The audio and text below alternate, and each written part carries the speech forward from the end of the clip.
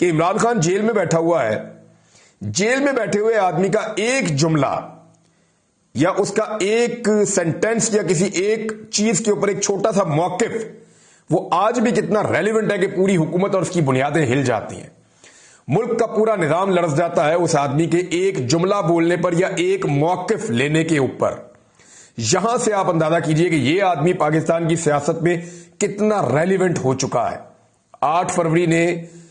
جو اس ملک کو شیک کیا، اس پورے ملک کے نظام کی بنیادیں ہلا کر رکھ دی ہیں 8 فروری نے، اسے کوئی کبھی بھول نہیں پائے گا۔ عمران خان کو حکومت تو نہیں دی گئی،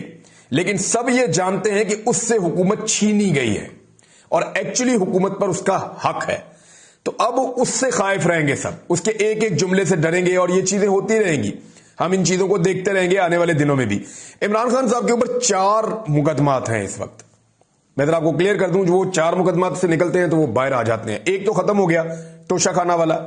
اور عدت میں نکاح والا بھی آپ ختم سمجھیں، 2 مقدمات تو اڑ گئے۔ القادر ٹرسٹ والے مقدمے میں آپ کو ایک چیز بتانا چاہتا ہوں، اس کے اندر ایک سٹیٹمنٹ ہے جو بیرسٹر گور صاحب نے دیا ہے، اور کیونکہ وہ ان کیسز کو دیکھ رہے ہیں تو انہوں نے کہا کہ 190 ملین پاؤنڈ میں جو کیس بنایا گیا القادر ٹرسٹ کا، اس میں گواہان نے تسلیم کیا ہے کہ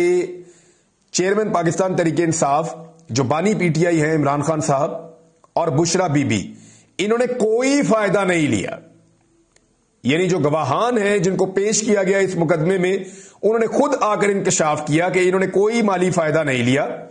توشہ خانہ میں بھی تسلیم کر لیا گیا کہ بانی پی ٹی آئی کا کیس بے بنیاد ہے۔ اب انہوں نے کہا جی خود گواہ آ کے بتا رہے ہیں کہ کسی قسم کا ان کے اوپر کیس نہیں ہے،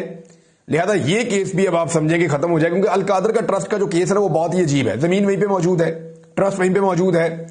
سارا کچھ اپنی جگہ پہ موجود ہے، 1 روپیہ نہ کسی نے اکاؤنٹ میں نکالا اور نہ کہیں استعمال کیا، کوئی اس کا بینیفیشری ہے ہی نہیں،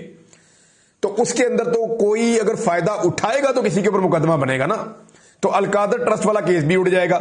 رہ گیا باقی ایک کیس، اور یہ جو ایک کیس باقی بچا ہے یہ سائفر والا مقدمہ ہے۔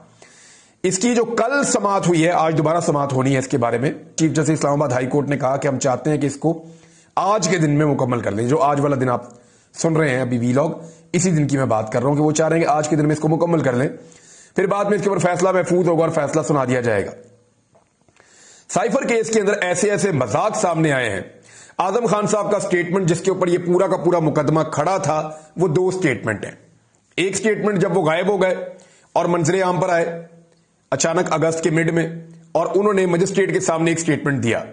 دوسرا سٹیٹمنٹ انہوں نے وہ والا دیا جو وہ عدالت میں عمران خان صاحب کی موجودگی میں انہوں نے ایک سٹیٹمنٹ دیا اڈیالہ جیل میں، جس پہ عمران خان صاحب نے ان کو ایک تھپکی بھی دی تھی۔ ان دونوں سٹیٹمنٹس کے اندر فرق ہے۔ ایک گواہ کے جب 2 بیانات کے اندر فرق ہے، اور دوسرا بیان انہوں نے عدالت کے روبرو اس وقت دیا جب وہاں پہ ملزم عمران خان اور باقی لوگ شاہ محمود قریشی صاحب وغیرہ موجود تھے، اور پھر اس کے اندر اور بہت ساری ٹرائل کے اندر جو ہے وہ قباحتیں ہیں، بہت ساری جلد بازیاں ہیں، بہت ساری غلطیاں ہیں، بہت ساری عجلت ہے، وہ ایک ایک کر کے ساری چیزیں سامنے آ رہی ہیں۔ اور سلمان صفدر صاحب کو جس طرح انہوں نے یہ مقدمہ لڑا ہے،